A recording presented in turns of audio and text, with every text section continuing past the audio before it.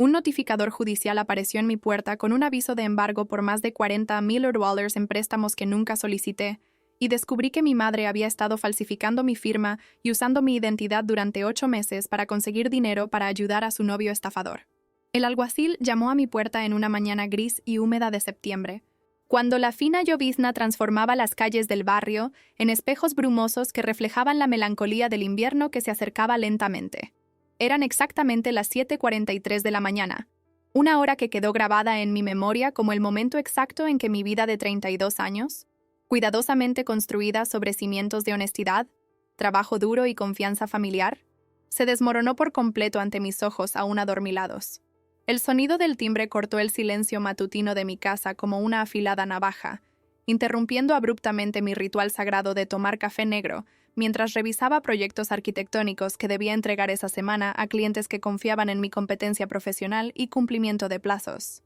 Cuando abrí la pesada puerta de madera oscura que yo misma había elegido 2 años antes, durante la renovación completa de la casa, me encontré con un hombre alto e imponente, vestido con un traje gris impecablemente planchado que contrastaba dramáticamente con la expresión seria e impersonal estampada en su rostro delgado, con rasgos marcados por el tiempo y la experiencia en entregar noticias devastadoras a personas comunes como yo. El hombre sostenía un gastado maletín de cuero marrón, lleno de documentos oficialmente sellados y firmados que brillaban bajo la tenue luz del pasillo de mi casa. Y cuando habló, su voz tenía esa frialdad burocrática característica de los funcionarios públicos que han transformado la entrega de tragedias personales en una rutina profesional automatizada. Señorita Mariana Silva Santos, mi nombre es Juan Augusto Ferreira. Soy un alguacil acreditado por el Tribunal de Justicia de este estado, y estoy aquí para ejecutar una orden judicial para el embargo de bienes inmuebles y muebles debido al incumplimiento sistemático de contratos de préstamos bancarios por un total de $215,423.17, dijo, consultando meticulosamente sus papeles mientras yo permanecía completamente paralizada en la puerta de mi propia casa, todavía vistiendo mi pijama de algodón azul claro y mis pantuflas esponjosas, tratando de procesar mentalmente palabras que sonaban como sentencias de muerte financiera pronunciadas en un incomprensible idioma extranjero. Mis 32 años de existencia responsable, meticulosa y cuidadosamente planificada, parecían haberse vuelto irrelevantes frente a esas palabras incomprensibles que instantáneamente transformaron mi realidad segura en una pesadilla kafkiana. A lo largo de mi vida adulta, había construido una sólida reputación como arquitecta competente, manteniendo siempre mi nombre absolutamente limpio en el mercado financiero mediante pagos anticipados de facturas, evitando deudas innecesarias, invirtiendo con cautela y planificando cada centavo gastado mensualmente con la precisión matemática que aplicaba a mis proyectos profesionales más complejos. La sensación fue exactamente como recibir un puñetazo en el estómago mientras dormía profundamente. Desperté instantáneamente a una pesadilla que se convertiría en mi realidad durante los próximos meses, quizás años, de batallas legales y reconstrucción personal. Debe haber algún terrible error, alguna absurda confusión administrativa, porque nunca he solicitado ningún préstamo de ningún banco. Nunca necesité dinero prestado porque siempre viví dentro de mis posibilidades financieras. Logré responder con una voz temblorosa que salía de mi garganta constreñida por la creciente ansiedad, pero el oficial simplemente me entregó una copia amarillenta de los documentos oficiales y me explicó con paciencia burocrática que tenía exactamente 24 horas para pagar por completo la deuda acumulada o todos mis bienes materiales serían oficialmente confiscados por la justicia federal. El peso de los documentos en mis manos temblorosas parecía desproporcionado al papel barato en el que estaban impresos. Allí estaba mi sentencia de ruina financiera, descrita en fríos términos legales que transformaban mi vida en números, plazos y procedimientos legales. Cuando el oficial finalmente se retiró de mi propiedad, caminando lentamente a lo largo de la acera mojada hacia su coche oficial estacionado frente a la casa vecina, sentí como si una parte fundamental de mi identidad hubiera sido violentamente arrancada de mi pecho, dejando un doloroso vacío que pulsaba con cada latido acelerado de mi corazón. Corrí desesperadamente al interior de la casa, tropezando con pantuflas que resbalaban en el frío suelo cerámico, y encendí mi computadora portátil con dedos que temblaban tanto que fallé la contraseña de acceso 3 veces consecutivas antes de finalmente lograr acceder a mi cuenta bancaria en línea a través de la conexión a Internet que parecía más lenta de lo habitual, como si incluso la tecnología conspirara para prolongar mi creciente agonía. La familiar pantalla azul del sitio web del banco cargó con tortuosa lentitud, cada segundo pareciendo una eternidad de creciente ansiedad que hacía que mi estómago se contrajera en dolorosos espasmos, hasta que finalmente pude ver mi estado de cuenta bancario detallado, que confirmaría definitivamente o negaría por completo esa pesadilla absurda que había invadido mi pacífica mañana. Lo que encontré en la pantalla de la computadora me hizo sentir como si el suelo sólido de mi casa hubiera literalmente desaparecido bajo mis pies, dejándome caer en caída libre a través de un abismo financiero insondable. Había efectivamente registros oficiales de 5 préstamos diferentes, todos contratados en los últimos 8 meses, todos en cantidades astronómicas que variaban aterradoramente entre $25,000 en el contrato más pequeño y $60,000 en el más grande, sumando una deuda que representaba más de 3 años de mis ingresos netos actuales trabajando intensivamente. Las fechas de los contratos eran todas perfectamente correctas y coincidían con días específicos que podía recordar claramente. Algunos eran martes cuando estaba trabajando en la oficina atendiendo clientes. Otros eran sábados cuando pasaba todo el día en casa descansando y planificando proyectos futuros. Mi CPF estaba absolutamente correcto. Mi fecha de nacimiento era perfecta. Mi dirección residencial completa era exactamente como debería ser, pero no tenía ni siquiera un recuerdo fragmentario de haber firmado ninguno de esos documentos financieros que ahora determinaban mi futuro económico. Era como si hubiera desarrollado amnesia selectiva sobre decisiones financieras monumentales que supuestamente había tomado conscientemente, o como si existiera una versión alternativa de mí misma, viviendo una vida paralela donde yo era una persona completamente irresponsable e imprudente con el dinero. Tomé mi smartphone con manos que temblaban violentamente como hojas en el viento y marqué el número de atención al cliente del banco que había memorizado hace años, pero nunca había necesitado usar para resolver problemas graves, esperando desesperadamente que alguien al otro lado de la línea pudiera proporcionarme una explicación racional y lógica para esa situación completamente absurda e incomprensible que había transformado mi lunes ordinario en tragedia personal. Después de 15 interminables minutos de espera, escuchando música instrumental irritante y repetitiva, que sonaba en un bucle constante, intercalada con grabaciones automáticas agradeciéndome por mi paciencia y asegurándome que mi llamada era importante para ellos, finalmente fui atendida por una mujer con voz profesional entrenada que se identificó como Fernanda Oliveira, gerente de la sucursal bancaria, donde supuestamente había realizado todos esos devastadores préstamos en los últimos meses. Señora Mariana Silva Santos, buenas tardes. Soy Fernanda Oliveira, gerente de la sucursal central del Banco Nacional. ¿Cómo puedo ayudarle hoy?, dijo con el tono cordial pero cauteloso típico de profesionales bancarios experimentados que han desarrollado la capacidad de identificar rápidamente si están tratando con clientes problemáticos o con víctimas genuinas de situaciones complejas. Después de explicar brevemente mi situación desesperada y proporcionar todos los datos personales solicitados para la confirmación de identidad, Fernanda revisó cuidadosamente mi perfil en el sistema bancario durante unos minutos de tenso silencio. Señora Mariana, puedo ver aquí en nuestro sistema informatizado que efectivamente hay 5 contratos de préstamo personal activos registrados a su nombre, y CPF, todos debidamente firmados en persona en nuestra sucursal central y acompañados de documentación personal completa según lo requerido por nuestros protocolos de seguridad internos, dijo después de completar su verificación, y su confirmación oficial me hizo sentir como si estuviera hundiéndome lentamente en arenas movedizas que inexorablemente absorbían cualquier esperanza de que todo esto fuera solo un malentendido burocrático fácilmente resoluble. Fernanda continuó su explicación técnica con la paciencia profesional de alguien acostumbrado a tratar con situaciones financieras complicadas y emocionalmente cargadas. Los contratos fueron firmados personalmente en nuestra sucursal durante los últimos 8 meses, siempre con presentación de documentos de identidad originales, declaraciones de ingresos actualizadas, comprobantes recientes de residencia, e incluso tenemos registros de verificación biométrica digital que confirman su identidad en el momento exacto de cada firma de contrato. Cada palabra que pronunciaba era como una piedra que se colocaba sobre mi pecho, dificultando progresivamente la respiración y aumentando la sensación claustrofóbica de estar enterrada viva en una situación de la que nunca lograría escapar. Fernanda, necesito ver estos documentos personalmente. Necesito entender cómo fue posible esto. Porque juro por mi honor profesional y personal que nunca estuve en su sucursal. Nunca firmé ningún contrato.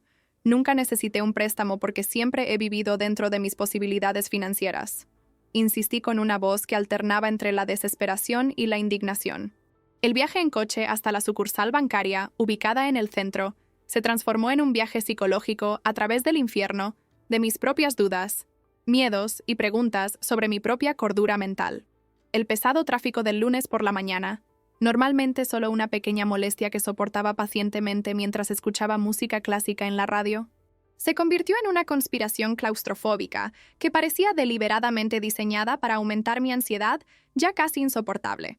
Cada semáforo en rojo era una eternidad de reflexiones atormentadas sobre las terribles posibilidades que podrían explicar mi situación.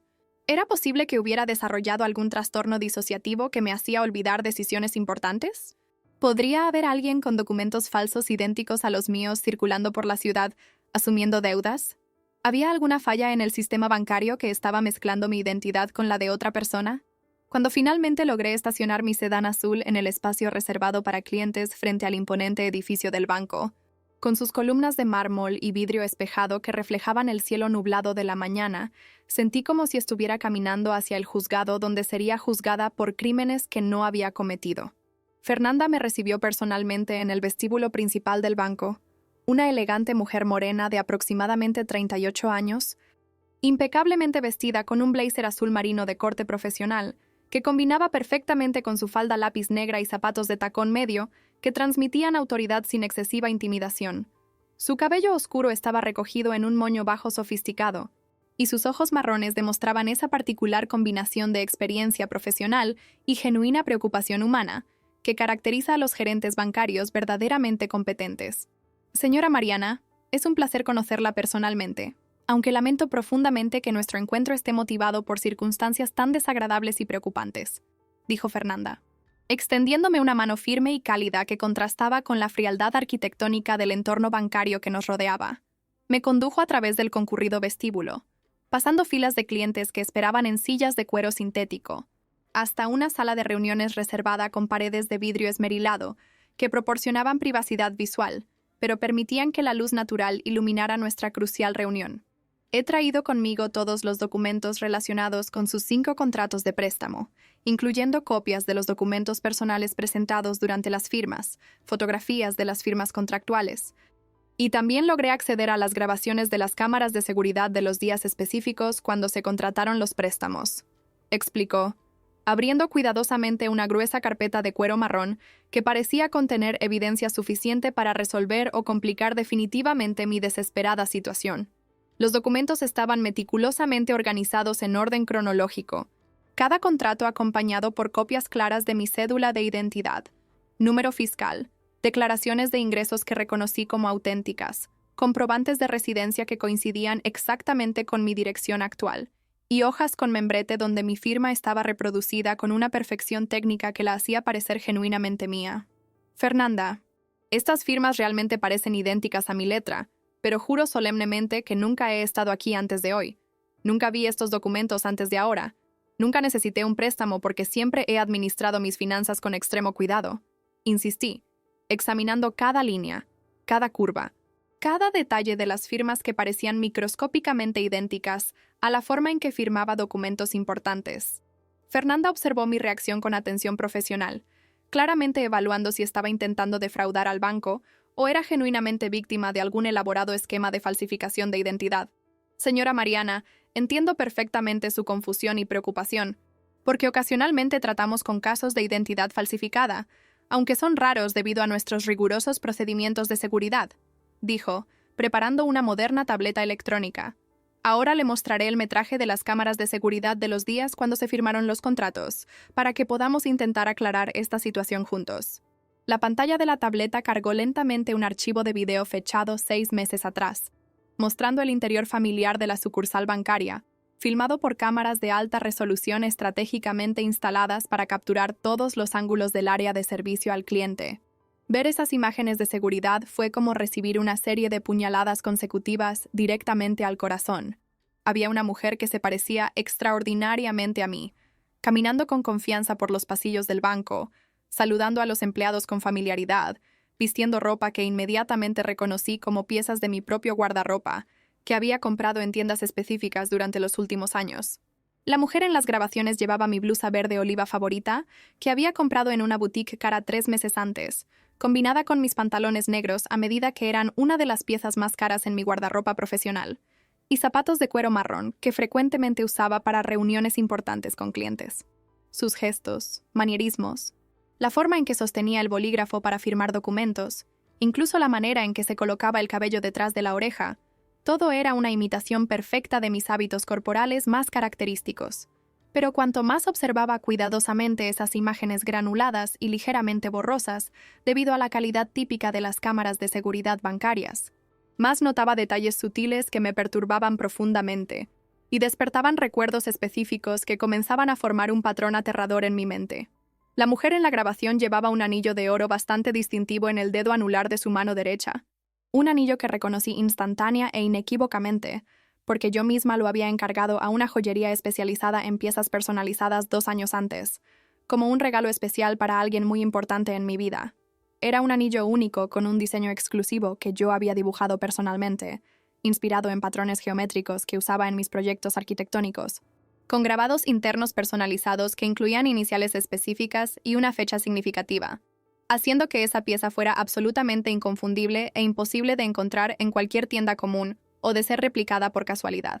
Mi sangre literalmente se congeló en mis venas cuando me di cuenta con aterradora claridad de quién era ese anillo inconfundible y quién era la única persona en todo el universo que tenía acceso sin restricciones a mis documentos personales.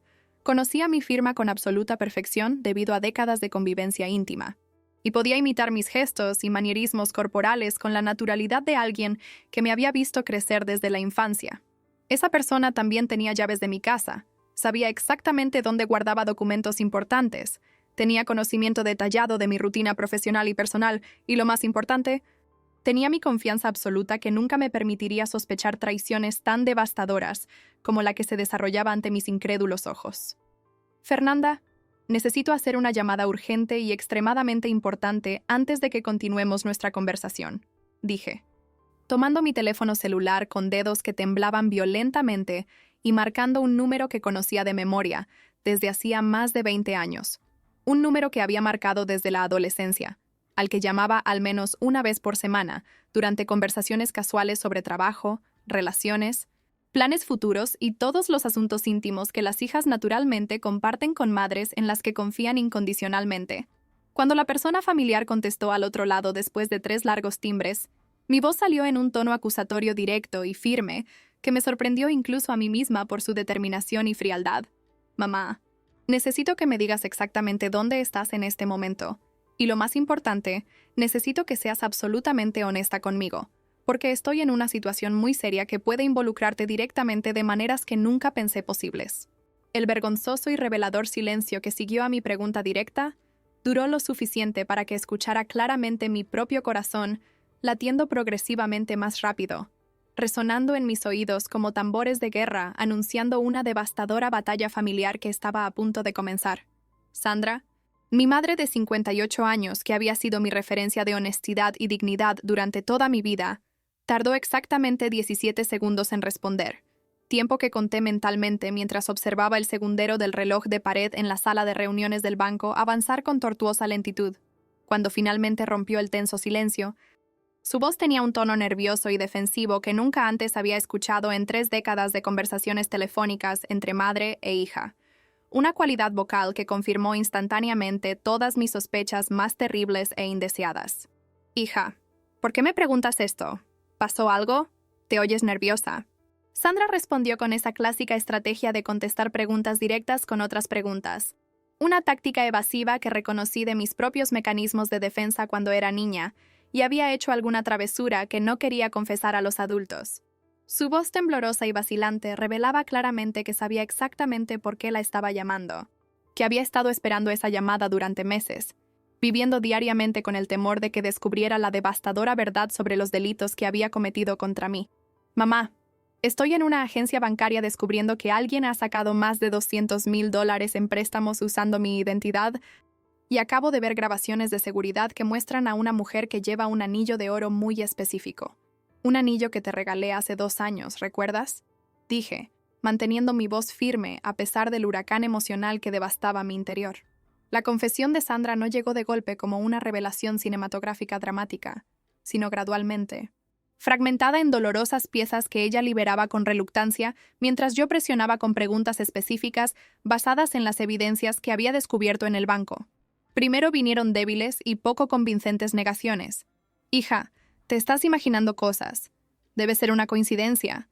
Muchas personas tienen anillos similares. Luego vinieron las excusas endebles y contradictorias. Si realmente fui yo, debe haber sido un malentendido. Tal vez firmé algo pensando que te estaba ayudando con algún proyecto. Gradualmente, las justificaciones evolucionaron hacia explicaciones emocionales sobre dificultades financieras desesperadas. Hija, no entiendes la terrible presión bajo la que estaba. La situación era imposible. No tenía otras opciones.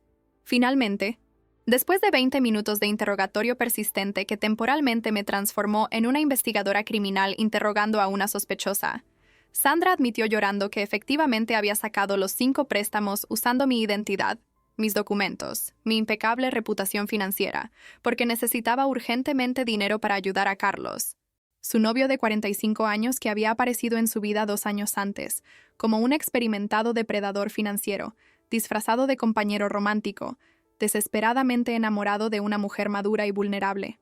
Querida hija, necesitas intentar entender la terrible presión psicológica que Carlos ejercía sobre mí diariamente. Me decía con lágrimas en los ojos que si no podía conseguir rápidamente el dinero para pagar sus deudas con peligrosos prestamistas, le romperían las piernas, o peor, y simplemente no podía permitir que eso le sucediera al hombre que amo más que a mi propia vida, explicó con voz ahogada por dramáticos sollozos, tratando desesperadamente de justificar lo injustificable, mediante argumentos emocionales que me dejaron simultáneamente furiosa y nauseabunda. La revelación completa de la traición materna fue como descubrir que la persona en quien más confiaba en el mundo entero había planeado y ejecutado secretamente mi destrucción financiera con frialdad calculada, usando décadas de conocimiento íntimo sobre mi personalidad, rutinas y vulnerabilidades emocionales para ejecutar un plan criminal perfecto. Sandra admitió que Carlos había sido el cerebro intelectual detrás de todo el esquema fraudulento, enseñándole meticulosamente cómo imitar mi firma a través de horas de práctica con documentos antiguos que ella había guardado desde mi adolescencia, cómo comportarse con naturalidad durante visitas a sucursales bancarias para evitar despertar sospechas entre los empleados, cómo inventar historias convincentes sobre nuestra supuesta asociación familiar en negocios que justificarían los voluminosos préstamos, y especialmente cómo explotar mi impecable reputación profesional como arquitecta para obtener rápidas aprobaciones para los créditos solicitados. Me explicó que tú nunca te enterarías porque los bancos siempre tardan meses en comenzar a cobrar los impagos, y en ese tiempo él podría pagarlo todo mediante inversiones que estaba haciendo. Carlos me aseguró que era solo un préstamo temporal de tu buena reputación, que nunca serías perjudicada porque él pagaría todo antes de que vencieran los plazos, continuó Sandra, revelando gradualmente la profundidad de la manipulación psicológica a la que había sido sometida durante meses de relación tóxica con aquel criminal profesional. Cada palabra de su confesión era como descubrir una nueva capa de traición. No solo había robado mi identidad financiera, sino que lo había hecho creyendo genuinamente las elaboradas mentiras de un hombre que claramente solo la veía como una herramienta desechable para sus esquemas criminales. El aspecto más devastador de toda esa revelación ni siquiera era la astronómica cantidad de dinero involucrada, sino la creciente comprensión de que mi propia madre había elegido conscientemente proteger a un criminal desconocido en lugar de proteger a su hija de 3 décadas de relación amorosa. Sandra había pesado en una escala emocional distorsionada el bienestar de Carlos, un hombre que conocía desde hacía apenas 2 años y que evidentemente la estaba manipulando, contra la seguridad financiera de la hija que había criado, educado, amado y supuestamente protegido durante toda una vida. La elección que hizo en esa balanza reveló una verdad psicológica perturbadora sobre cómo los manipuladores experimentados pueden distorsionar completamente los sistemas de valores de sus víctimas, haciéndoles traicionar incluso las relaciones más sagradas en nombre de un amor falsificado. Las 2 semanas siguientes al descubrimiento de la traición materna fueron un torbellino emocional y psicológico que puso a prueba absolutamente todos los límites de mi resistencia mental, física y espiritual, como si estuviera navegando simultáneamente a través de múltiples tormentas que amenazaban con destruir completamente todos los aspectos de mi identidad personal y profesional. Durante las interminables horas diurnas, necesitaba desesperadamente mantener una fachada de impecable compostura profesional en el estudio de arquitectura, donde había trabajado durante 7 años, atendiendo a clientes exigentes que esperaban diseños perfectos y plazos cumplidos religiosamente, desarrollando planos y elevaciones técnicas, como si mi vida personal no estuviera literalmente desmoronándose entre bastidores de manera espectacular e irreversible. La disociación entre mi competente persona profesional y mi devastada realidad emocional creaba una tensión psicológica casi insoportable. Durante importantes reuniones con clientes, me escuchaba discutiendo detalles arquitectónicos sobre elecciones de materiales y conceptos estéticos, mientras mi mente consciente permanecía completamente absorta en desesperados cálculos sobre cómo resolver mi catastrófica situación financiera.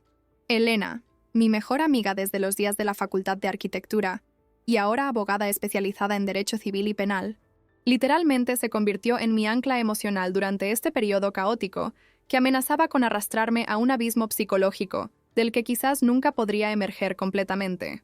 Visitaba mi apartamento religiosamente cada noche después de su turno en el bufete, siempre trayendo comidas caseras que raramente lograba comer debido al constante nudo que se había formado en mi estómago, y principalmente ofreciendo apoyo psicológico especializado cuando inevitablemente me derrumbaba en incontrolables ataques de llanto, que duraban horas y me dejaban físicamente agotada. Elena combinaba perfectamente el conocimiento técnico legal con genuina sensibilidad emocional. Durante nuestras conversaciones nocturnas, que frecuentemente se extendían hasta después de medianoche, me explicaba pacientemente mis derechos legales como víctima de fraude documental, mientras sostenía mis manos temblorosas, y repetidamente me aseguraba que sobreviviría a esta tragedia familiar y emergería más fuerte al otro lado de la experiencia. Mariana, necesitas entender que tu madre fue víctima de manipulación psicológica sistemática antes de convertirse en criminal.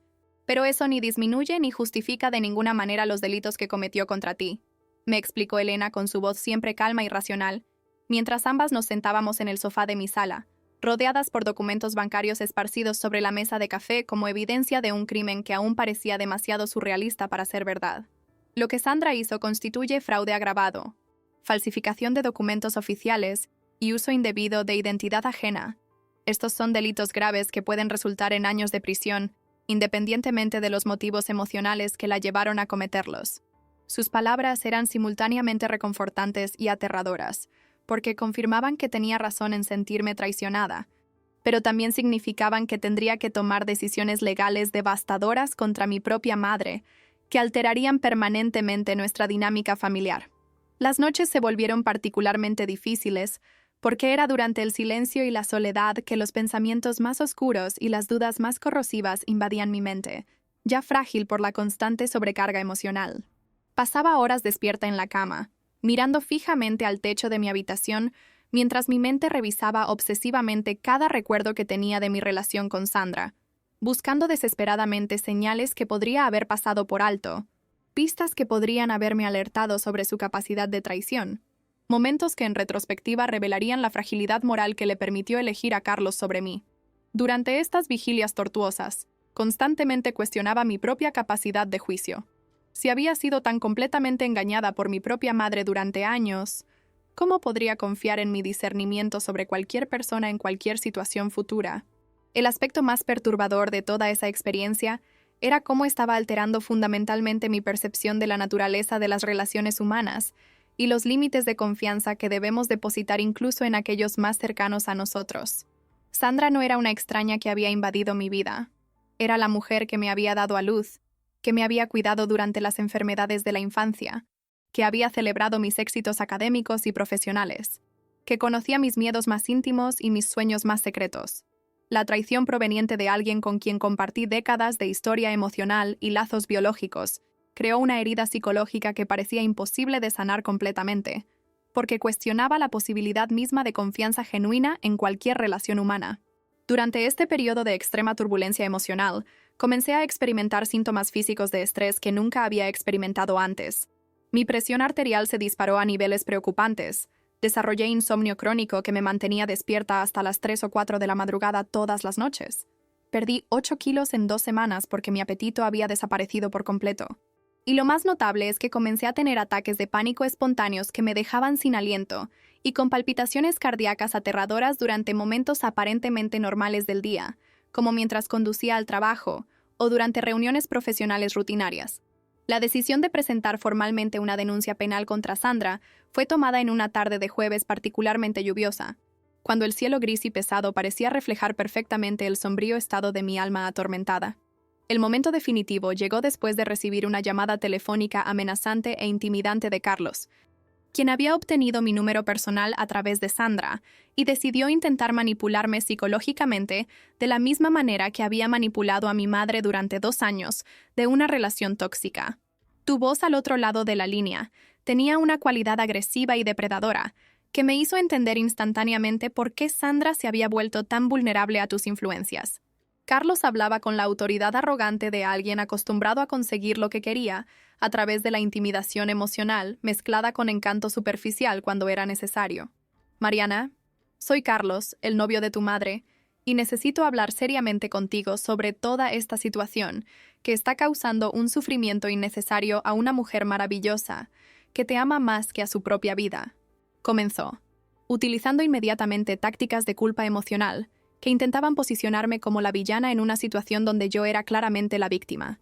Su estrategia era obviamente hacerme sentir culpable por perseguir a mi propia madre, cuando ella había cometido graves delitos contra mí, invirtiendo completamente la dinámica moral de la situación a través de una sofisticada manipulación psicológica. Tu madre está muy mal con toda esta presión que le estás poniendo. Su presión arterial se ha disparado, no puede dormir ni comer adecuadamente, y honestamente creo que deberías detener esta persecución y aceptar pagar estas deudas como la hija obediente y responsable que siempre fuiste criada para ser. La audacia y el cinismo de las palabras de Carlos me dejaron simultáneamente furiosa e impresionada con su capacidad para distorsionar completamente la realidad a través de narrativas emocionales manipuladoras. Estaba tratando de convencerme de que debería aceptar voluntariamente una deuda de más de $200,000 que no había contraído, simplemente para evitar causar estrés emocional a la criminal que había robado mi identidad financiera. La lógica perversa de su argumento reveló exactamente cómo había logrado convencer a Sandra de cometer delitos tan graves, a través de la inversión sistemática de responsabilidades morales, que transformaba a las víctimas en culpables y a los criminales en mártires incomprendidos. Carlos, permíteme ser absolutamente clara contigo. Nunca aceptaré pagar deudas que no contraje, y especialmente nunca protegeré a criminales que destruyeron mi vida financiera. Respondí con una firmeza en mi voz que sorprendió incluso a mí misma, considerando que internamente estaba temblando de ira e indignación. Si realmente amaras a mi madre, habrías encontrado formas legales de resolver tus problemas financieros en lugar de convertirla en una criminal que ahora enfrenta años de prisión por tu culpa. Mi respuesta directa claramente lo tomó desprevenido, porque esperaba encontrar a una víctima fácilmente intimidada como lo había sido Sandra, no a una mujer determinada a luchar por sus derechos legales. Carlos intentó continuar con sus tácticas de intimidación, pero ahora revelando un lado más siniestro y amenazante de su personalidad. Mira, Mariana, no sabes el tipo de personas con las que me asocio, personas a las que no les gusta ver a amigos siendo perseguidos injustamente por hijas desagradecidas.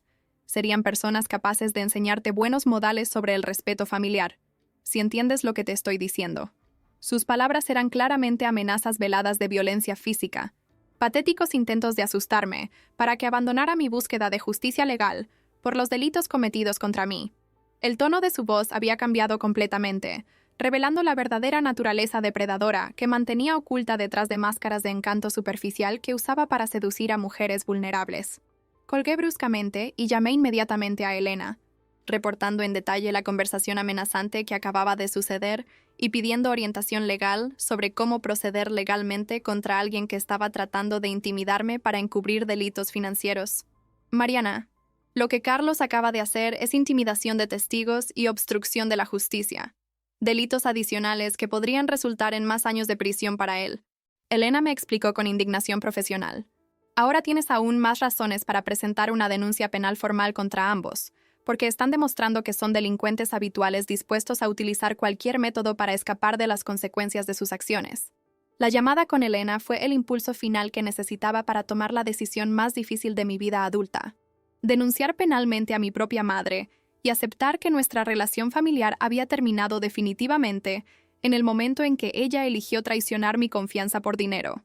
Elena, presentaré la denuncia mañana por la mañana, porque finalmente entendí que proteger a criminales sería convertirme en cómplice de los delitos que cometieron contra mí, declaré, sintiendo una extraña mezcla de alivio y profunda tristeza. La decisión me liberó de la presión psicológica de intentar salvar relaciones familiares que ya estaban irreparablemente destruidas, pero también significaba aceptar que estaba efectivamente eligiendo la justicia legal por encima de la lealtad familiar tradicional.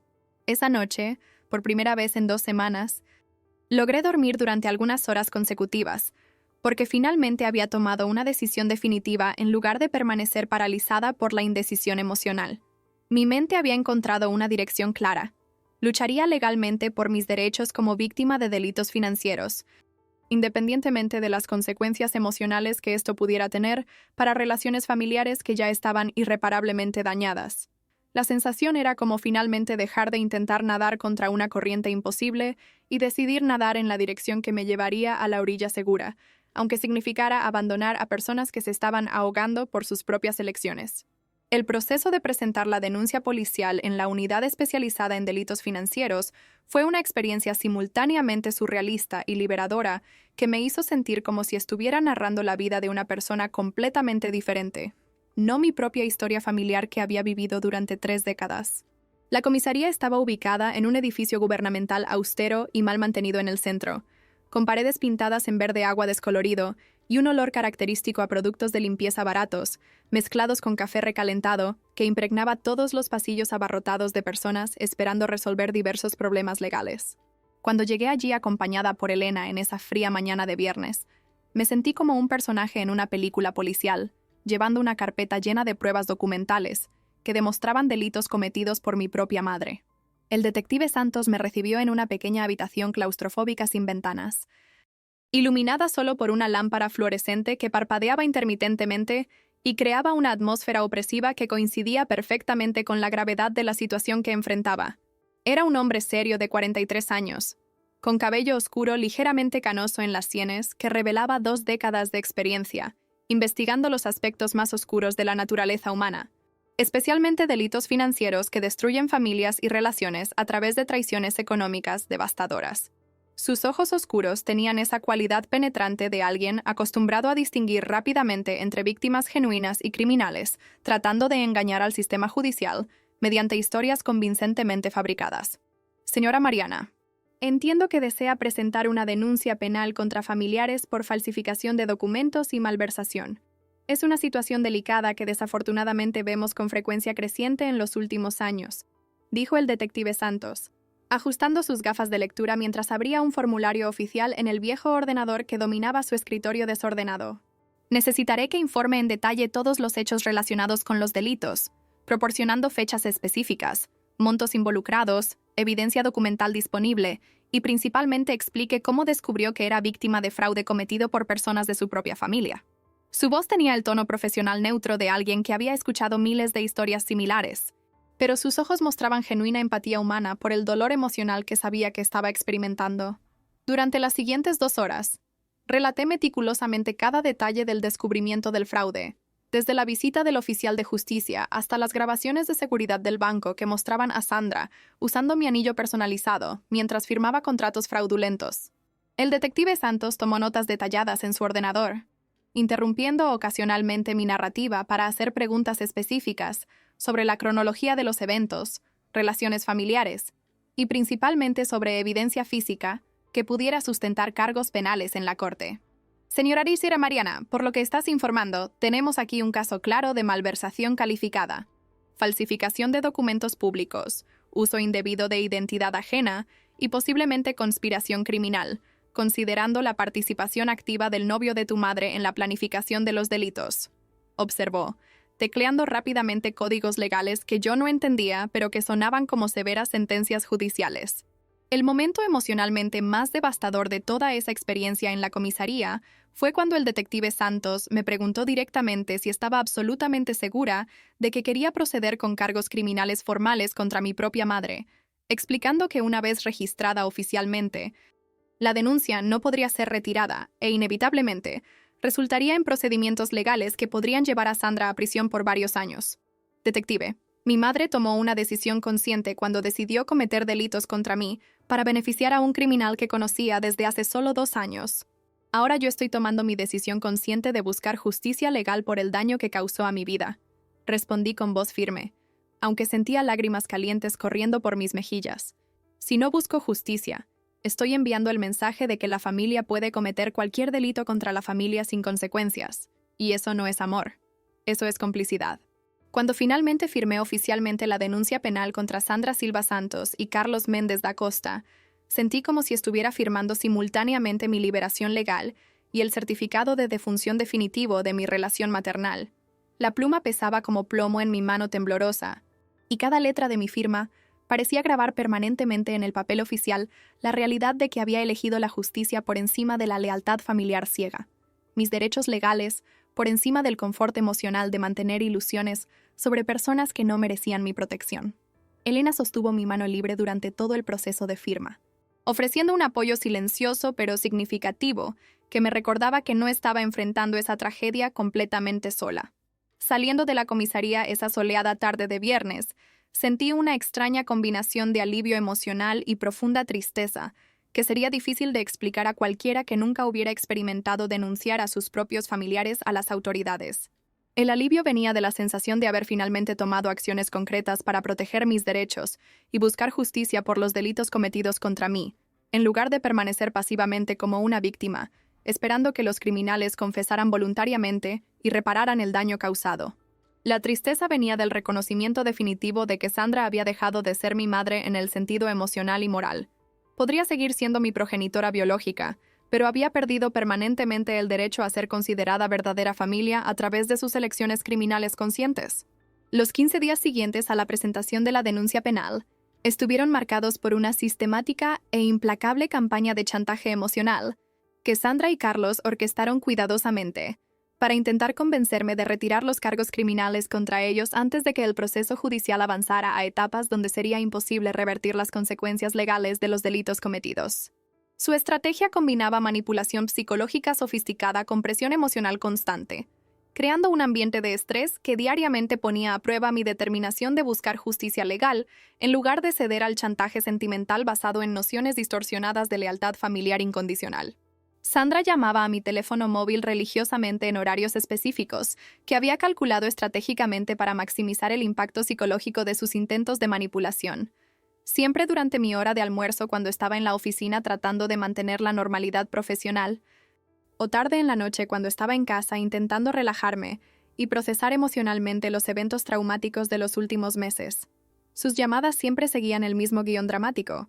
Comenzaban con llanto intenso y lamentaciones sobre su deteriorada condición de salud, evolucionaban hacia declaraciones de amor maternal que intentaban despertar mi culpa por destruir nuestra familia, y terminaban con súplicas desesperadas para que yo perdonara y olvidara los delitos como si fueran meros malentendidos familiares, en lugar de graves violaciones legales que habían arruinado mi estabilidad financiera. Hija de mi corazón, no puedes imaginar el terrible sufrimiento que he estado pasando desde que supe de esta denuncia. Mi presión arterial ha subido tanto que el médico dijo que podría tener un ataque cardíaco en cualquier momento. No puedo dormir por las noches pensando que mi propia hija está tratando de mandarme a prisión, y especialmente no puedo aceptar que nuestra relación de amor de 30 años terminará por un malentendido sobre dinero. Diría con voz entrecortada por sollozos que sonaban simultáneamente genuinos y performativos. Sus palabras fueron cuidadosamente elegidas para hacerme sentir como si fuera una hija cruel e ingrata que estaba destruyendo a una madre amorosa por razones triviales, en lugar de una víctima buscando justicia contra una criminal que había traicionado mi confianza de la manera más devastadora posible. Carlos también participó activamente en la campaña de presión psicológica, pero su enfoque fue diferente y reveló aspectos aún más siniestros de su personalidad manipuladora. Conseguía mi nuevo número de teléfono cada vez que lo cambiaba, probablemente a través de parientes bien intencionados que no conocían los detalles de la situación criminal y proporcionaban inocentemente información personal cuando inventaba historias sobre emergencias familiares o la necesidad urgente de hablarme sobre la delicada salud de Sandra. Sus llamadas eran una mezcla tóxica de intentos de encanto superficial y amenazas veladas, alternando entre poses de hombre que realmente ama a su madre y criminal, dispuesto a usar la intimidación para escapar de las consecuencias de sus acciones. Mariana, sé que eres una mujer inteligente y sensible, así que estoy seguro de que entenderás que tu madre cometió esos errores solo porque estaba desesperada por ayudarme. Me ama tanto que fue capaz de sacrificar cualquier cosa para protegerme, y eso debería hacerte sentir orgullosa en lugar de irritarte, decía Carlos con esa voz seductora que probablemente había usado para conquistar a Sandra inicialmente. Una hija verdaderamente amorosa estaría feliz de saber que su madre es capaz de tal amor y dedicación, y encontraría una manera de resolver esta situación sin destruir la vida de una mujer maravillosa cuyo único crimen fue amar demasiado. Su lógica perversa intentaba transformar los crímenes de Sandra en virtudes, y mi búsqueda de justicia en un defecto moral, demostrando exactamente cómo había logrado distorsionar completamente el sistema de valores de mi madre. Durante este periodo de presión psicológica constante e implacable, tuve que cambiar mi número de teléfono personal 2 veces, porque invariablemente obtenían acceso a nuevos contactos a través de familiares que no entendían la gravedad de la situación criminal y creían las falsas historias que Sandra inventaba sobre nuestra pelea familiar que necesitaba resolverse mediante conversaciones francas. Tíos, primos, amigos de la familia que habían conocido a Sandra durante décadas, recibían versiones completamente distorsionadas de la realidad, donde ella se presentaba como una madre amorosa incomprendida, y yo como una hija rebelde que estaba exagerando problemas financieros menores y rechazando el perdón cristiano que debería caracterizar las relaciones familiares saludables. La presión social adicional creada por estos parientes bien intencionados pero mal informados añadió una capa extra de estrés emocional a la situación ya insoportable que estaba enfrentando.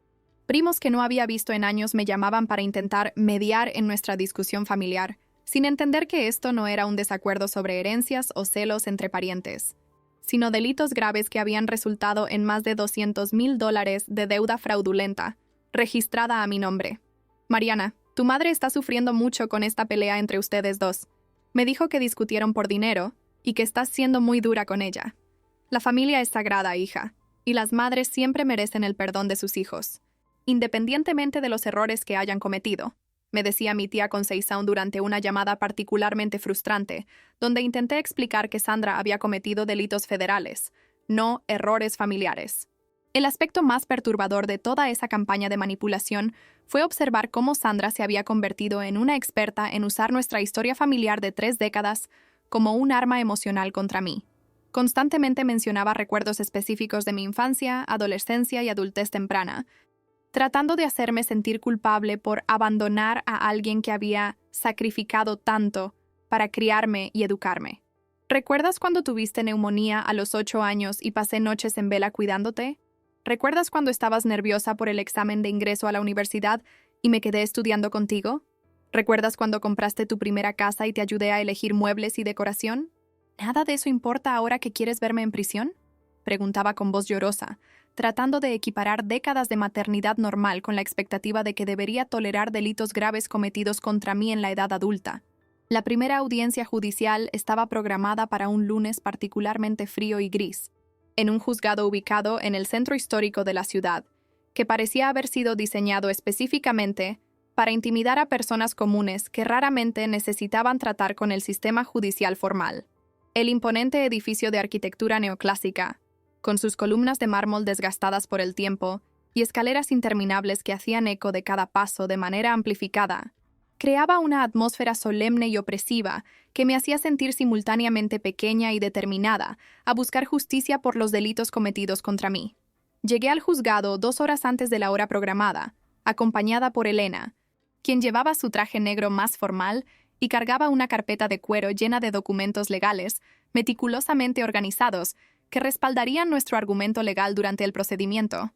El vestíbulo principal del juzgado estaba abarrotado de abogados impecablemente vestidos que se apresuraban entre diferentes salas, acusados nerviosos acompañados por familiares preocupados, víctimas de varios delitos esperando ansiosamente justicia, y empleados judiciales circulando con pilas de expedientes demostrando la sobrecarga crónica del sistema judicial brasileño.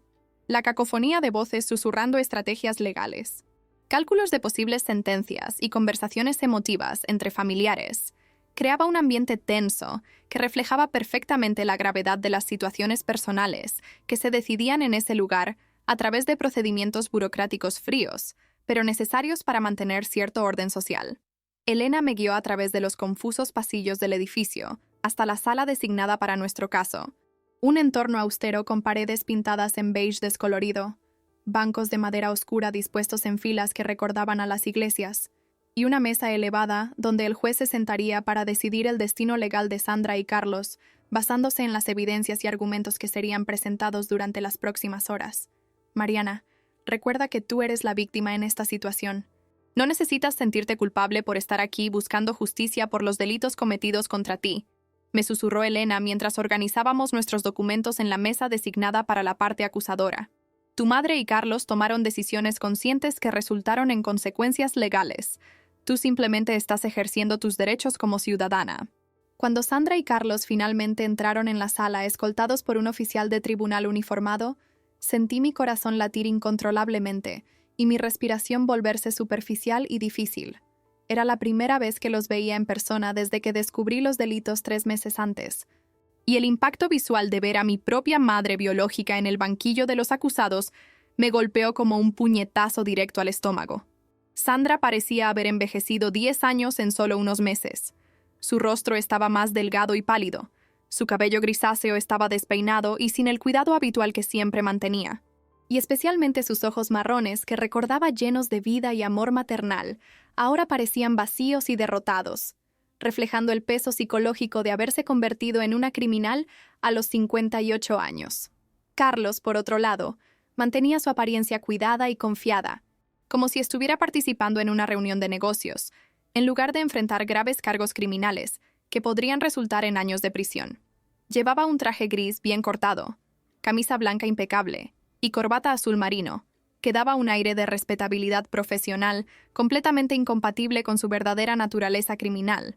Sus ojos oscuros escaneaban la sala con interés calculador, evaluando al juez, personal judicial, y especialmente observando mis reacciones emocionales, como si buscara signos de debilidad que pudiera explotar durante su testimonio para lograr una reducción de sentencia o absolución mediante la manipulación psicológica del sistema judicial.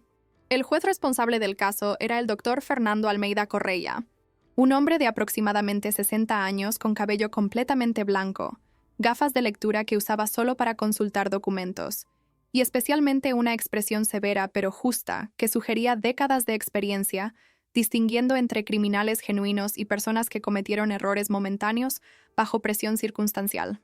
Cuando entró en la sala, todos se pusieron de pie respetuosamente según el protocolo judicial, y su presencia inmediatamente aportó una seriedad adicional al ambiente ya cargado de tensión emocional y expectativa legal. Declaro abierta la sesión de audiencia del caso número 2024. 118. 005. 7689-4, que trata sobre cargos penales de fraude calificado, falsificación de documentos y uso indebido de identidad ajena, con la señorita Mariana Silva Santos como demandante y Sandra Silva Santos y Carlos Méndez da Costa como acusados, anunció con voz grave que resonó por la sala silenciosa. El testimonio de Sandra fue sin duda el momento más doloroso y emocionalmente devastador de toda esa traumática experiencia judicial que me obligó a enfrentar cara a cara la realidad de que mi propia madre se había convertido en una criminal por elección consciente. Cuando el juez la llamó a testificar, se levantó lentamente de la silla del acusado, con movimientos vacilantes que revelaban tanto su avanzada edad como el peso psicológico de ser juzgada por los delitos que había cometido contra su propia hija. Sandra ajustó nerviosamente el sencillo vestido azul marino que llevaba puesto, una prenda que reconocí como uno de los pocos atuendos formales de su modesto guardarropa, probablemente elegido en un intento de mostrar respeto por el tribunal y suscitar la simpatía de los funcionarios judiciales a través de una apariencia humilde e inofensiva. Sus primeras palabras fueron dirigidas más a mí que al juez responsable del caso, revelando que incluso en ese momento crucial del proceso legal, seguía priorizando nuestra distorsionada relación emocional por encima de los procedimientos judiciales formales que determinarían su futuro. Su señoría, antes que nada necesito decir que reconozco haber cometido un terrible error contra mi querida hija, pero todo lo que hice estuvo motivado por la desesperación y el miedo a perder al hombre que amo más que a mi propia vida. Comenzó con una voz ahogada por lágrimas genuinas que corrían lentamente por sus mejillas arrugadas. Nunca imaginé que mis acciones pudieran causar tanto sufrimiento a Mariana, quien siempre ha sido mi niña preciosa, mi orgullo como madre, la persona más importante en mi existencia. Sus palabras eran simultáneamente conmovedoras e indignantes, porque demostraban una completa incapacidad para entender la gravedad moral de los delitos que había cometido. Sandra seguía viendo sus acciones criminales como errores motivados por amor, en lugar de traiciones conscientes y calculadas que habían destruido mi estabilidad financiera y la confianza familiar. A lo largo de su testimonio, mantuvo el enfoque emocional en sus motivaciones sentimentales para justificar a Carlos, como si el amor por un criminal pudiera absolver o minimizar los delitos cometidos contra una hija inocente. Su señoría, Carlos estaba siendo amenazado por personas peligrosas que querían romperle las piernas, o algo peor si no pagaba deudas a prestamistas. No podía simplemente quedarme mirando cómo el hombre que amo sufría violencia cuando tenía los medios para ayudarlo a través del buen nombre de mi hija en el mercado financiero. El juez Dr. Fernando Correia interrumpió varias veces su emotivo testimonio para hacer preguntas técnicas específicas sobre cómo había obtenido acceso a mis documentos personales, cómo había aprendido a imitar perfectamente mi firma, y especialmente sobre el nivel de planificación consciente involucrado en la ejecución de los delitos financieros. Señora Sandra, usted me está diciendo que utilizó los documentos de su hija sin su autorización, imitó su firma en contratos bancarios y se hizo pasar por ella en entidades financieras durante un periodo de 8 meses. Estas acciones requirieron una planificación detallada y una ejecución consciente. No fueron decisiones impulsivas tomadas bajo presión emocional. Observó con un tono severo que no toleraba intentos de minimizar la gravedad de los delitos mediante justificaciones sentimentales. Sandra intentó mantener su narrativa de una madre desesperada que cometió errores por amor, pero gradualmente se vio obligada a admitir detalles que revelaban la naturaleza premeditada y sistemática de los delitos cometidos. Confesó que había practicado mi firma durante semanas antes de la primera visita al banco, utilizando documentos antiguos que había guardado desde mi adolescencia como modelo para perfeccionar la imitación. También admitió que Carlos específicamente le había enseñado cómo comportarse durante las visitas a agencias bancarias para evitar levantar sospechas entre los empleados, incluyendo qué ropa usar, cómo responder preguntas sobre mi profesión e ingresos, y especialmente cómo inventar historias convincentes sobre nuestra supuesta asociación familiar en inversiones que justificarían los voluminosos préstamos. Señora Sandra, de su propio testimonio queda claro que el señor Carlos participó activamente en la planificación de estos delitos, enseñándole cómo cometer eficientemente fraude bancario, observó el juez, tomando notas detalladas. Comprende que esto constituye formación de grupo criminal para cometer estafa agravada, además de los delitos individuales de falsificación de documentos y uso indebido de identidad. Sus preguntas técnicas obligaron a Sandra a enfrentar la realidad legal de que no era una víctima romántica de circunstancias trágicas, sino una delincuente que había participado conscientemente en un elaborado esquema fraudulento que destruyó la vida financiera de su propia hija. El momento más devastador del testimonio de Sandra llegó cuando el juez le preguntó directamente si comprendía que sus acciones habían causado graves daños financieros a la hija, que decía amar por encima de todo.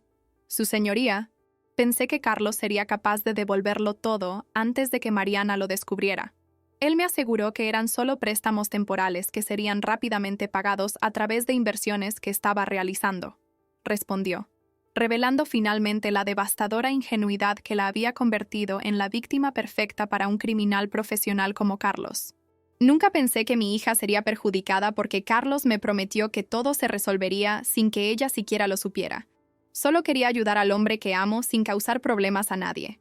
Sus últimas palabras durante el testimonio fueron una apelación emocional directa hacia mí, intentando una última vez despertar sentimientos maternales que pudieran convencerme de retirar los cargos, o al menos pedir clemencia al tribunal.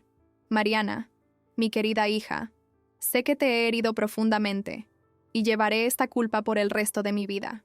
Pero por favor, recuerda todos los años que pasamos juntas, todo el amor que siempre te he tenido, y considera dar a tu madre una oportunidad de redimirse sin tener que pasar años en prisión lejos de la hija que más ama en el mundo, dijo, extendiendo sus manos hacia mí en un gesto dramático que combinaba súplica maternal con manipulación emocional calculada.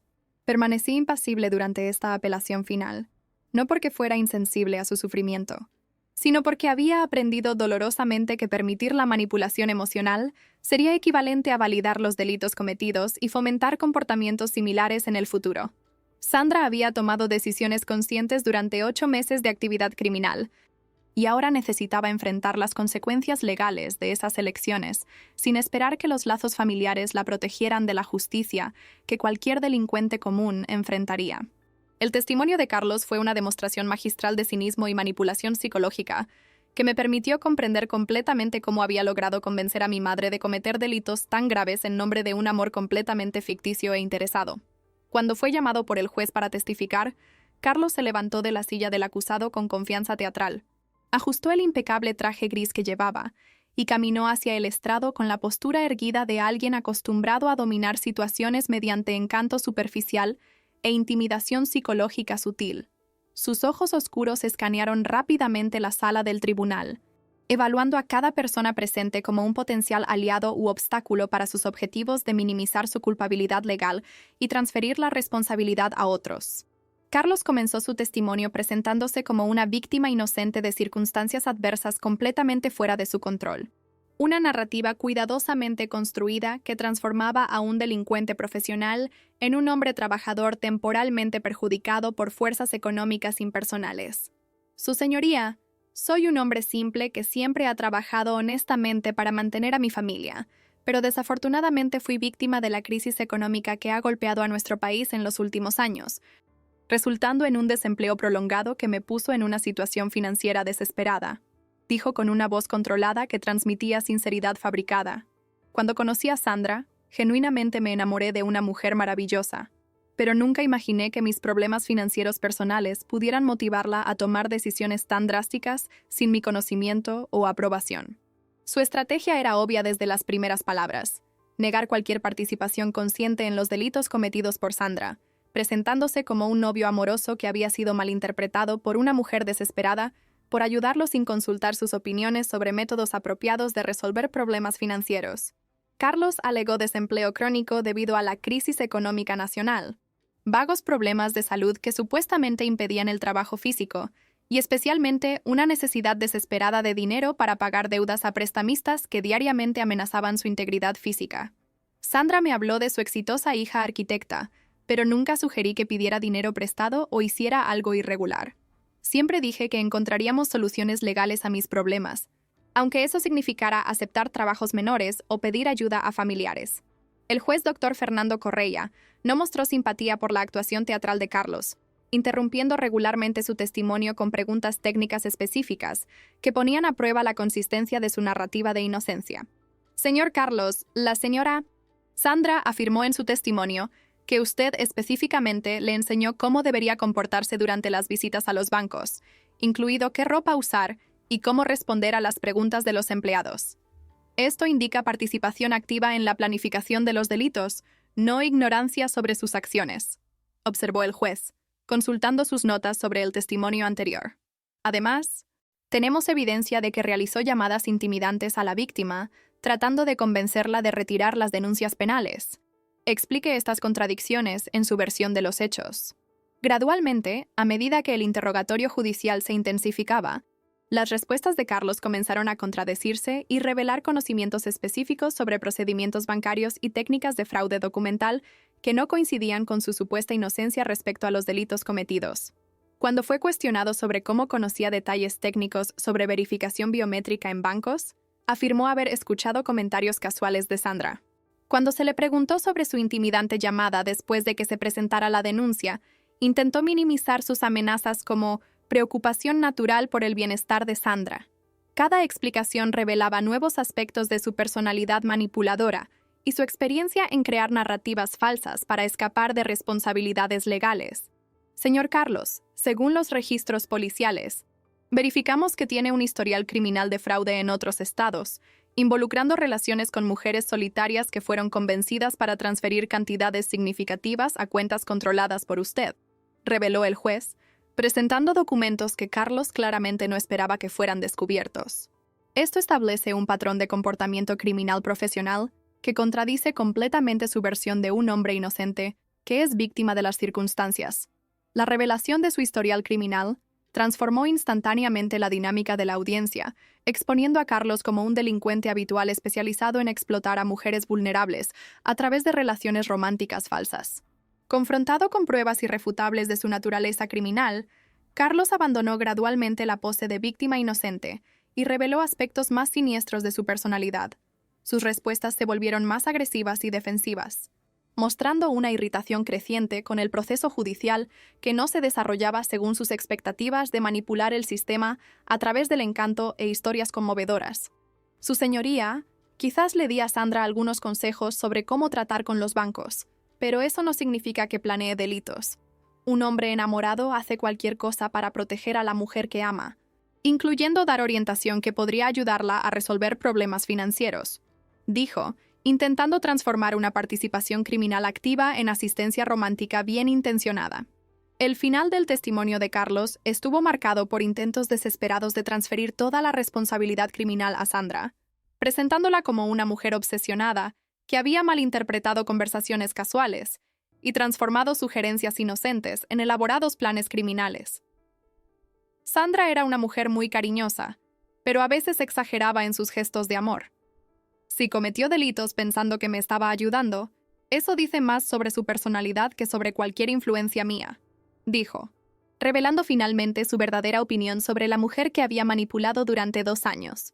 Sus palabras finales confirmaron que Sandra había sido meramente una herramienta desechable en sus esquemas criminales, no una pareja romántica genuinamente amada como había pretendido durante la relación.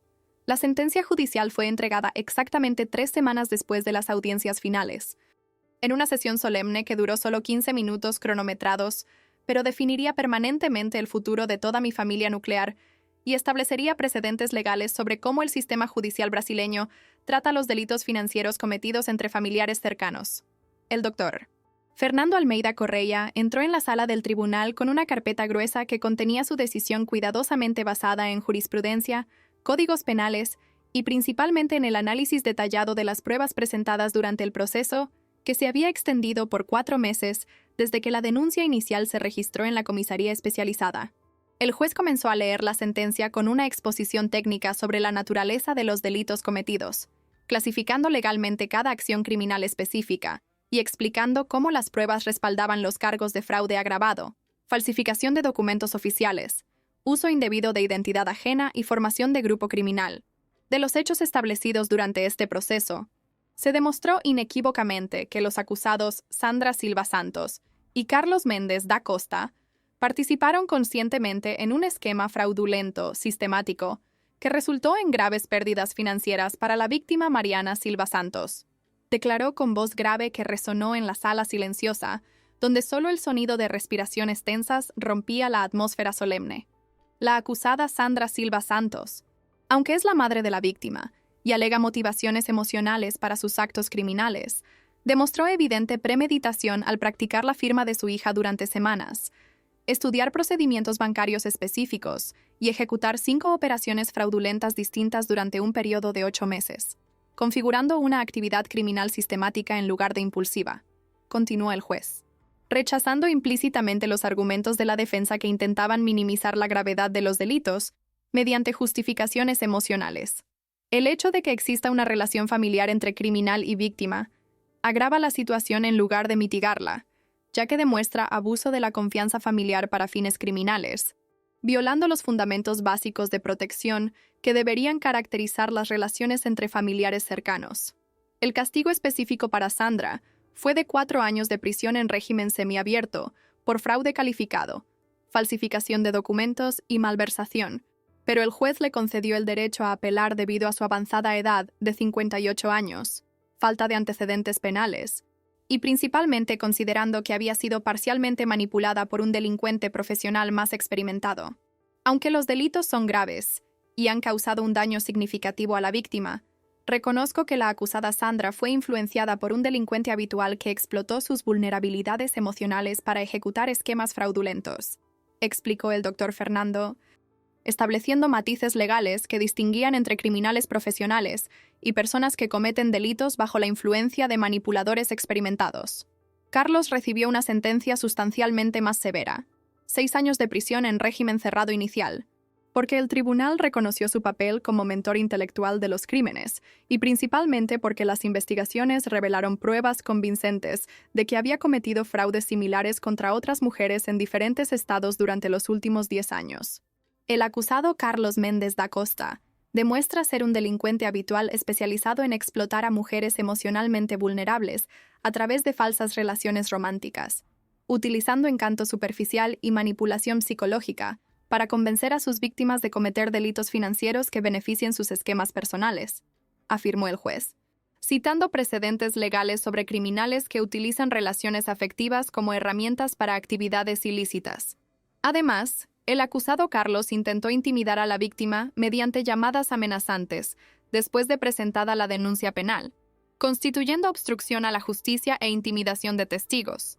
Delitos adicionales que demuestran completo irrespeto al sistema judicial y continua disposición para utilizar métodos criminales para escapar de las consecuencias de sus acciones. Continuó el doctor Fernando, incorporando a la sentencia las amenazas que Carlos me había hecho en un intento de forzarme a retirar los cargos criminales. La inclusión de estos delitos adicionales en la sentencia final demostró que el sistema judicial tomaba en serio los intentos de manipular procesos legales mediante intimidación. Tras la lectura de la sentencia, tuve una breve pero significativa oportunidad de intercambiar algunas palabras finales con Sandra antes de que fuera escoltada por oficiales judiciales para comenzar a cumplir su condena en el sistema penitenciario estatal. Nuestra conversación tuvo lugar en el corredor lateral del juzgado, discretamente supervisada por funcionarios judiciales, y representó el cierre definitivo de 3 décadas de relación maternal que había sido irreparablemente destruida por las elecciones criminales que ella había tomado conscientemente. Madre, sinceramente espero que estos años en prisión te proporcionen tiempo y espacio para reflexionar profundamente sobre las elecciones que hiciste, sobre cómo llegaste al punto de traicionar a tu propia hija por un hombre que nunca te amó verdaderamente, y especialmente sobre qué valores realmente importan en la vida, le dije, manteniendo mi voz firme pero no cruel. Sandra intentó acercarse para darme un abrazo en una última demostración de afecto maternal, sus manos temblorosas extendidas hacia mí mientras lágrimas corrían por sus mejillas arrugadas, pero retrocedí suavemente porque intuitivamente sabía que aceptar ese abrazo significaría simbólicamente también excusar los crímenes que ella había cometido contra mí. No puedo abrazarte porque eso enviaría el mensaje equivocado de que la familia puede cometer cualquier crimen contra la familia sin perder el derecho al afecto y la cercanía, expliqué, estableciendo claros límites emocionales que protegerían mi cordura mental durante el largo proceso de recuperación psicológica que aún necesitaría enfrentar. Mariana, por favor no me abandones completamente. Sé que merezco este castigo, pero sigo siendo tu madre, y siempre te amaré más que a nada en el mundo, dijo con voz quebrada, haciendo una última apelación a nuestra conexión biológica, con la esperanza de mantener algún vínculo emocional que pudiera reconstruirse en el futuro. Sus palabras eran simultáneamente conmovedoras y frustrantes porque demostraban que ella todavía no entendía completamente que el verdadero amor entre familiares nunca resultaría en crímenes devastadores como los que había cometido contra mí. Sandra, puede que seas mi madre biológica para siempre, pero dejaste de ser mi verdadera familia en el momento en que decidiste traicionarme por dinero y por un hombre que te veía solo como una herramienta criminal desechable, respondí, usando deliberadamente su nombre, en lugar de madre, para establecer simbólicamente la nueva naturaleza de nuestra relación. Cuando los oficiales judiciales finalmente escoltaron a Sandra y Carlos fuera del juzgado hacia el transporte que los llevaría a sus respectivas penitenciarías, sentí una mezcla compleja de alivio, tristeza y principalmente una extraña sensación de cierre emocional que marcaba el fin definitivo de un capítulo traumático en mi vida. El alivio vino de la confirmación oficial de que el sistema judicial había reconocido que yo era una víctima genuina de delitos graves, validando mi decisión de buscar justicia legal, en lugar de aceptar manipulaciones emocionales basadas en nociones distorsionadas de lealtad familiar. La tristeza vino del reconocimiento final de que Sandra realmente se había convertido en una persona fundamentalmente diferente de la madre amorosa que había conocido durante las primeras 3 décadas de mi vida, transformada irreversiblemente por la influencia de un criminal profesional. Los 6 meses posteriores a la condena penal se dedicaron enteramente al arduo y meticuloso proceso de reconstruir completamente mi vida financiera y emocional después de ser traicionada sistemáticamente por la persona en quien más confiaba en todo el universo. La recuperación no fue solo cuestión de resolver problemas burocráticos con bancos y agencias de protección crediticia, sino principalmente un profundo proceso psicológico de aprender a confiar nuevamente en las relaciones humanas, después de descubrir que incluso los lazos familiares considerados sagrados podían ser violados por motivaciones financieras mezquinas y manipulación emocional calculada. Con la asistencia legal especializada de Elena y el reconocido Dr. Ribeiro, pude demostrar definitivamente en el Tribunal Civil que había sido víctima de fraude sistemático de documentos, obteniendo la cancelación oficial de los 5 préstamos fraudulentos, que totalizaban más de $200,000, así como la limpieza completa e inmediata de mi nombre en todas las agencias de protección crediticia donde había sido incorrectamente registrada como deudora morosa. El proceso legal implicó presentar evidencia detallada sobre los delitos cometidos por Sandra y Carlos, incluyendo grabaciones de seguridad bancaria, análisis grafotécnicos de firmas falsificadas, y especialmente los registros del proceso penal que había resultado en la condena de ambos criminales. El banco donde se habían contratado los préstamos fraudulentos, inicialmente resistente a cancelar contratos que aparentemente habían sido firmados siguiendo todos los procedimientos de seguridad reglamentarios, cambió completamente su postura después de analizar la evidencia criminal y reconocer que sus propias fallas en los procedimientos de verificación de identidad habían permitido que los delitos se cometieran con éxito durante 8 meses consecutivos. Señora Mariana, en nombre de la institución que represento, quiero ofrecer nuestras disculpas formales por los inconvenientes causados, y especialmente queremos asegurarle que todos los daños financieros y morales serán debidamente compensados, dijo Fernanda durante nuestra reunión final, demostrando que el banco había decidido resolver la situación mediante un acuerdo amistoso en lugar de prolongar costosas disputas legales. Además de la cancelación total de las deudas fraudulentas, el banco también me pagó una compensación significativa por los daños morales sufridos durante todo el periodo en que fui tratada incorrectamente como morosa y tuve mi impecable reputación financiera manchada por delitos que no había cometido. El monto de la compensación se calculó en base al sufrimiento psicológico documentado, las pérdidas profesionales que podrían haber resultado de mi clasificación incorrecta como morosa, y principalmente como una forma de compensar los meses de extrema ansiedad e inestabilidad emocional que había experimentado debido a las fallas en los procedimientos de seguridad del banco. Emocionalmente, la recuperación resultó ser sustancialmente más compleja y prolongada que resolver los problemas financieros, requiriendo meses de terapia psicológica especializada para procesar adecuadamente la traición materna y especialmente para reconstruir mi capacidad de confiar en personas cercanas nuevamente sin desarrollar paranoia o cinismo excesivo que pudiera dañar futuras relaciones saludables.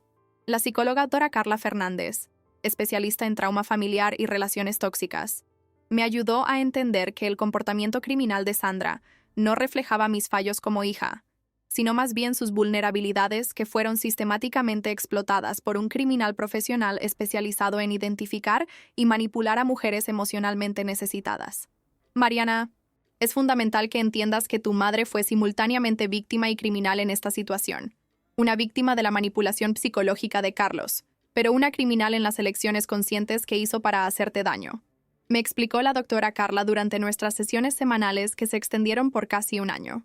Reconocer esta dualidad compleja te permite mantener la compasión humana por Sandra como una persona que fue manipulada, sin minimizar ni excusar los graves delitos que cometió contra ti como hija. Su orientación me ayudó a desarrollar una perspectiva equilibrada que evitaba tanto el odio destructivo como el perdón prematuro que podría hacerme vulnerable a futuras manipulaciones emocionales. Durante las sesiones terapéuticas intensivas, gradualmente aprendí a separar emocionalmente a la madre amorosa que me había criado durante la infancia y adolescencia del criminal, que me había traicionado en la vida adulta, permitiéndome preservar recuerdos emocionales positivos de los primeros años sin ignorar ni minimizar la realidad devastadora de los crímenes cometidos recientemente. Tienes derecho a extrañar a la madre que Sandra fue durante tu infancia, mientras rechazas completamente a la criminal en que se convirtió en la vida adulta, me aseguró la doctora Carla cuando expresé confusión sobre cómo procesar sentimientos contradictorios hacia la misma persona que había sido simultáneamente una fuente de amor y traición en diferentes periodos de mi vida. El proceso terapéutico también involucró trabajar en estrategias prácticas para identificar señales de manipulación emocional en relaciones futuras, desarrollar habilidades para establecer límites saludables con personas que podrían intentar usar el chantaje emocional para obtener favores financieros o personales, y especialmente aprender a confiar en mis instintos cuando algo parecía demasiado sospechoso para ser verdad. Tu experiencia con Sandra y Carlos, aunque traumática, te enseñó lecciones valiosas sobre cómo operan los manipuladores. Ahora puedes usar este conocimiento para protegerte contra personas similares en el futuro, señaló la doctora Carla, ayudándome a transformar la experiencia traumática en sabiduría práctica que me haría más resistente a futuros intentos de explotación emocional. Gradualmente, a medida que mi estabilidad emocional se consolidaba a través de terapia regular y apoyo constante de amigos verdaderos como Elena, comencé a reconstruir mi vida social y profesional con fundamentos mucho más sólidos, basados en criterios rigurosos para evaluar la autenticidad de nuevas relaciones. Desarrollé un sistema personal para conocer a las personas lentamente, observando sus acciones a lo largo del tiempo en lugar de confiar inmediatamente en palabras y promesas. Y especialmente aprendí a valorar amigos, que demostraban lealtad a través de acciones concretas, en lugar de dramáticas declaraciones de afecto que podrían enmascarar intenciones oportunistas. 9 meses después de la condena criminal de Sandra y Carlos, recibí una carta oficial sellada del Centro Penitenciario Femenino, donde mi madre biológica cumplía su sentencia de 4 años por fraude agravado y delitos relacionados. La correspondencia había pasado por procedimientos regulatorios de censura institucional antes de llegar a mis manos, y el sobreoficial con emblemas gubernamentales me causó una mezcla de ansiedad y curiosidad sobre lo que Sandra podría querer comunicarme después de casi un año de silencio completo entre nosotras. La carta informaba formalmente que la reclusa Sandra Silva Santos deseaba recibir visitas familiares y había solicitado específicamente que mi nombre fuera incluido en la lista de visitantes autorizados, un privilegio que todos los prisioneros tienen, pero que requiere consentimiento explícito de las personas que desean visitar. La carta institucional permaneció en mi escritorio en la oficina de arquitectura exactamente 2 semanas, durante las cuales reflexioné diariamente si debía aceptar reunirme con Sandra en el ambiente carcelario donde ahora pasaba sus días enfrentando las consecuencias legales de las elecciones criminales que había tomado conscientemente. Durante este periodo de intensa reflexión, consulté tanto a Elena como a la doctora Carla sobre las implicaciones psicológicas de aceptar o rechazar la invitación para visitar a una madre que se había convertido en criminal, buscando orientación profesional sobre cómo tomar una decisión que fuera psicológicamente saludable para mi proceso continuo de recuperación emocional. Mariana, la decisión de visitar a tu madre en prisión o no necesita basarse exclusivamente en lo que sería mejor para tu bienestar emocional, no en obligaciones familiares tradicionales o presiones sociales sobre lo que una hija debería hacer en estas circunstancias, me aconsejó la doctora Carla durante una sesión particularmente intensa. Si sientes que necesitas un cierre emocional a través de una conversación final, una visita podría ser terapéutica. Pero si ya has procesado adecuadamente tus sentimientos sobre la situación, no hay necesidad de exponerte nuevamente al estrés emocional de reunirte con Sandra. Sus palabras me ayudaron a entender que tenía derecho a priorizar mi propia salud mental por encima de las expectativas sociales de comportamiento familiar apropiado en situaciones extremas como esa.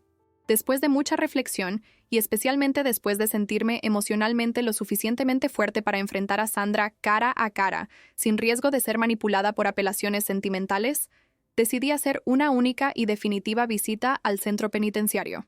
Mi motivación no era nostálgica ni basada en ningún deseo de reconciliación familiar, sino más bien la necesidad psicológica de mirar a los ojos de Sandra una última vez y expresar claramente todo lo que no había podido comunicar adecuadamente durante el juicio, cuando todavía estaba procesando el impacto de la traición y no poseía la claridad emocional que había desarrollado a través de meses de terapia intensiva.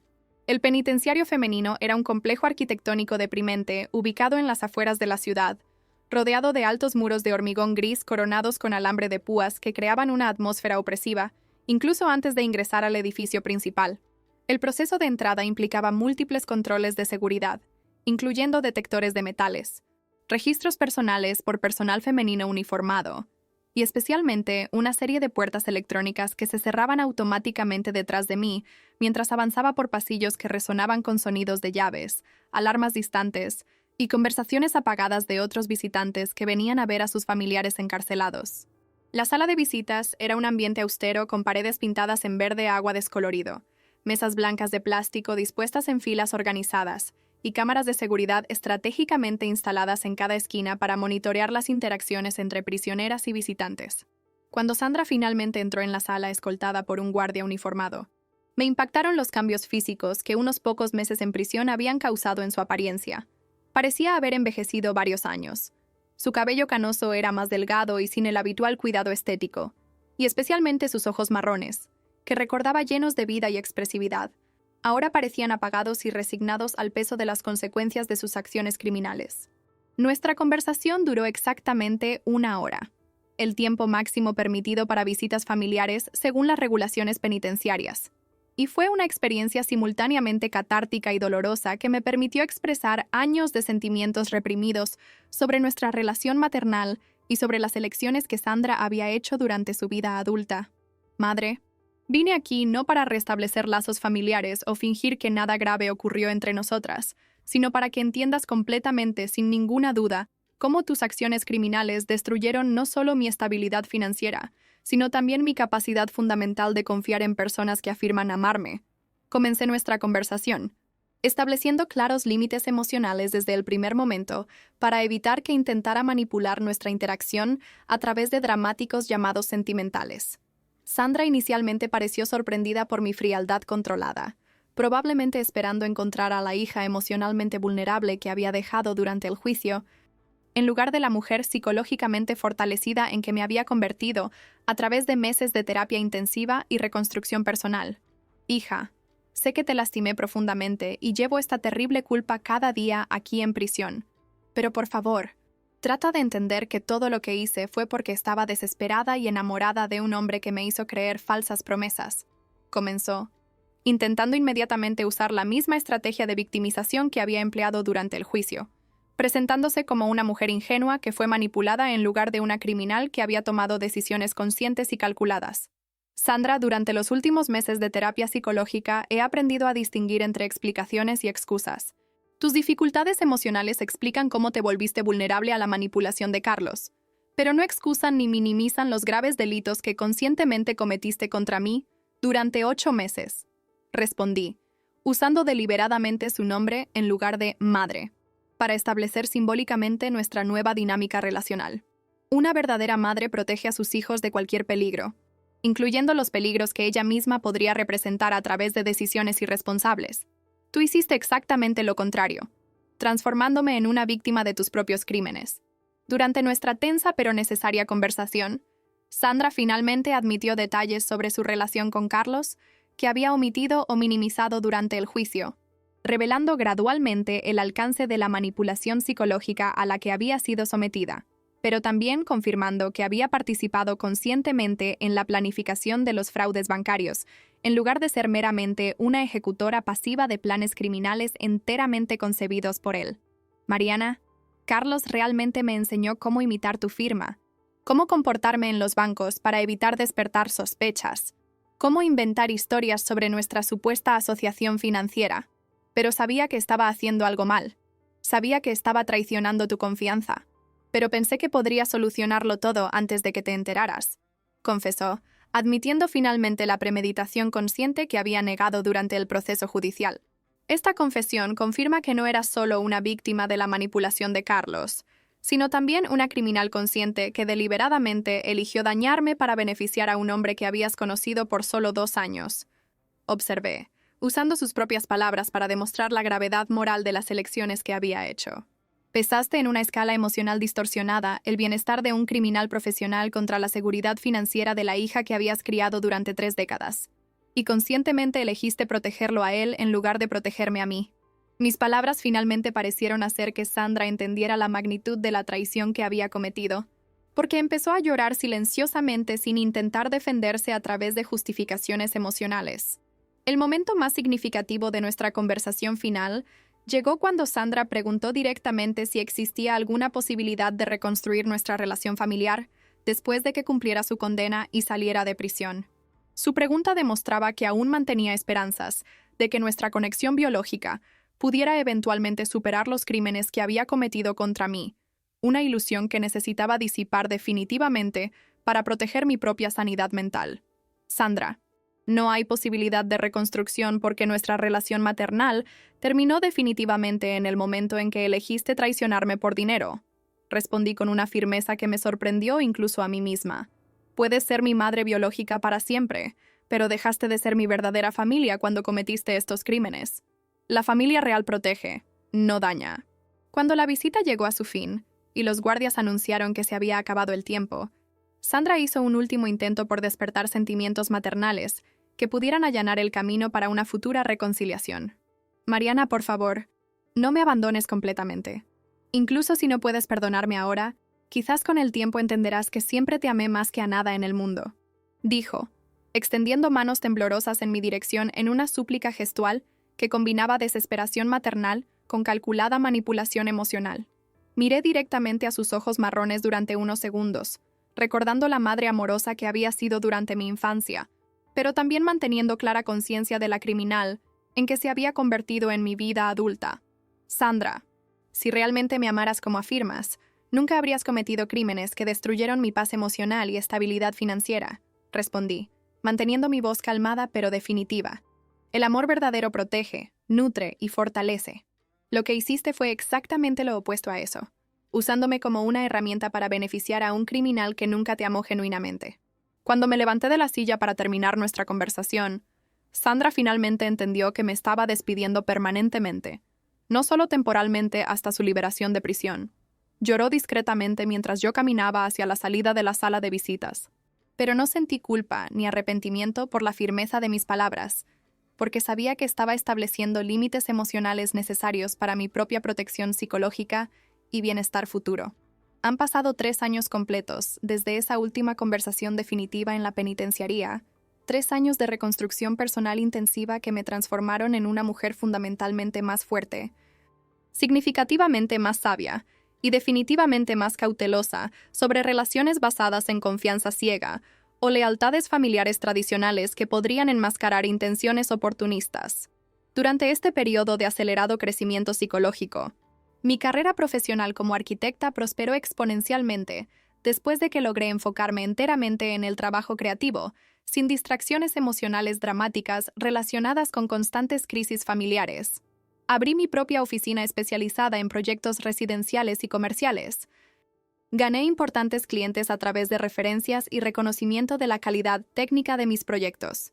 Y principalmente desarrollé una sólida reputación en el mercado como una profesional competente y confiable que cumple religiosamente con los plazos. El éxito profesional que logré durante este periodo no fue solo el resultado de una mayor disponibilidad de tiempo y energía mental, sino también consecuencia de una profunda transformación psicológica que me enseñó a valorar relaciones basadas en mérito, competencia e integridad, en lugar de aceptar pasivamente a personas en mi vida meramente debido a lazos biológicos u obligaciones sociales tradicionales. Después de descubrir que incluso mi propia madre era capaz de traicionarme por dinero, comencé a evaluar a todas las personas por sus acciones a lo largo del tiempo, no por sus palabras o promesas iniciales. Explico a clientes que se convierten en amigos y muestran curiosidad sobre mi filosofía de vida que parece bien fundamentada para alguien relativamente joven. Elena siguió siendo mi mejor amiga y confidente durante todo este periodo de reconstrucción, pero nuestra relación se profundizó dramáticamente durante los difíciles momentos que enfrentamos juntas, demostrando concluyentemente que las verdaderas amistades basadas en lealtad voluntaria son infinitamente más confiables y valiosas que los lazos de sangre sostenidos solo por obligaciones familiares tradicionales. Elena me enseñó que la verdadera familia no está definida por la genética, sino por personas que eligen amarnos, protegernos y apoyarnos genuinamente durante crisis y celebraciones. Reflexiono frecuentemente sobre cómo nuestra amistad resistió la prueba definitiva de la adversidad extrema y se fortaleció en lugar de deteriorarse bajo presión. Durante los últimos 2 años, construí conscientemente una red social completamente nueva, basada en amistades auténticas obtenidas a través de intereses profesionales compartidos, colegas respetuosos que demuestran integridad mediante acciones consistentes, y relaciones románticas fundadas en la honestidad mutua absoluta y completa transparencia financiera que elimina cualquier posibilidad de malentendidos o manipulaciones basadas en cuestiones económicas. Aprendí a través de la experiencia traumática con Sandra y Carlos a establecer límites claros en todas las nuevas relaciones, a cuestionar las motivaciones detrás de las solicitudes de favores financieros independientemente de quién las haga, y especialmente a confiar más en mis instintos desarrollados cuando algo parece demasiado sospechoso para ser verdad o demasiado bueno para ser real.